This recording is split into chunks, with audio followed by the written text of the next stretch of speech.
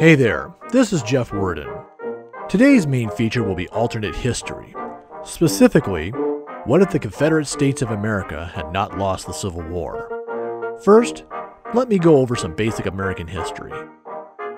The Civil War was an American war started due to the rising tensions between the industrialized northern United States and the agricultural southern United States. One of the main explanations for why they broke off was due to the threat of the abolition of slavery, which provided the South with most of its economy. This is not entirely true, although there was a threat of that. Most southern states wanted to have as many rights as the northern states. Another factor was that they wanted to bring slavery into the new territories, like the New Mexico, Wyoming, and other territories. The new Republican Party was highly against this, and when Abraham Lincoln got elected, he wouldn't accept the South's demands. So, the southern states started seceding. Eventually, most southern states joined the newly formed CSA and elected Jefferson Davis as the president. The Civil War started off looking good for the South, since they were in possession of many well-trained generals compared to the North. Although, the North had the ability to mass-produce their own equipment, including breech-loading carbines. Eventually, with the North's industry and their gain of a few experienced generals, they managed to gain the upper hand and defeat the South.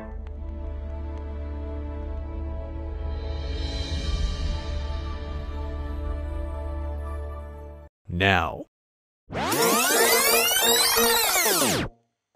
what would have happened in an alternate scenario where the South would have won the war? Factually, there would have been a close to zero possibility of them winning the war, due to them having worse technology, along with most soldiers of theirs being very untrained. But let's say hypothetically that they had managed to rack up troops for an attack on Washington early on in the war. The CSA manages to take it over after a possibly month-long siege, but with heavy casualties. They would then focus on keeping it, so they keep nearly a third of their army garrisoned in Washington, Richmond, or the area in between.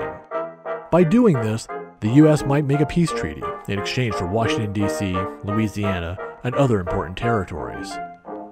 Over the years, the CSA tries to industrialize, to compete with its rival in the North, and the ever-growing threat that they can be attacked by the Union at any time.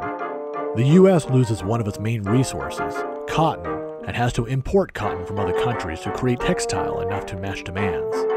Eventually, they start a trade agreement with the South, who still hasn't abolished slavery. This delays the abolishing of slavery in the South to sometime in the early 20th century. Eventually, the CSA cannot industrialize as well as the US, leading the US to attack them possibly at the end of the 19th century or beginning of the 20th century, bringing about the end of the CSA. Even if the USA doesn't defeat the CSA wouldn't have been able to get economically stable and would have eventually broken apart, with most of the states trying to rejoin the USA.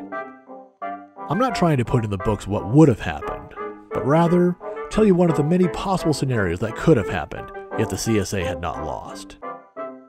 If you enjoyed the video, please like this video and subscribe. Have a good one.